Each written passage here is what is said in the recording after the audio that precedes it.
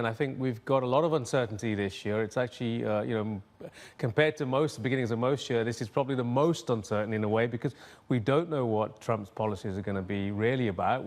The Fed themselves are uncertain about his own fiscal stance. And the reality is that this is going to prompt perhaps more volatility this year in markets.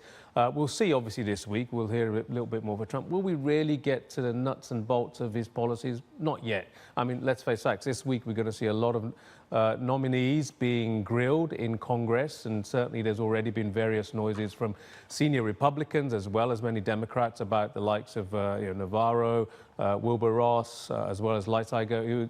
All of these are going to come under scrutiny, especially for Asia, where it's a lot of focus on China, potential trade tariffs, currency manipulators.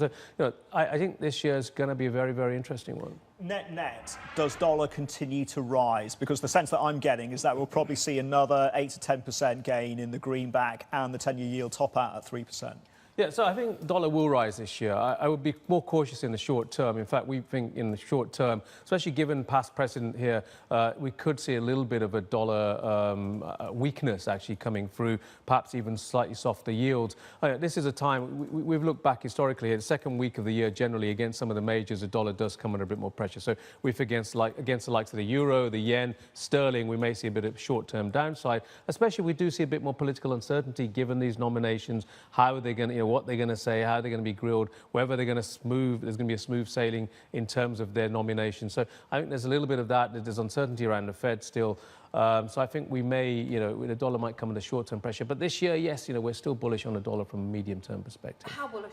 Well, we've been bullish for some time against various currencies. The problem is we're almost, euro dollar, we've had parity in our forecast for a long time. We're not that far off parity now. We still think we'll get through parity as we go through the next several months. Dollar yen is probably one where we're a little bit more negative in terms of dollar stance. We still think dollar yen moves lower. But against most major and emerging market currencies, we're still pretty bullish in the dollar this year. Okay.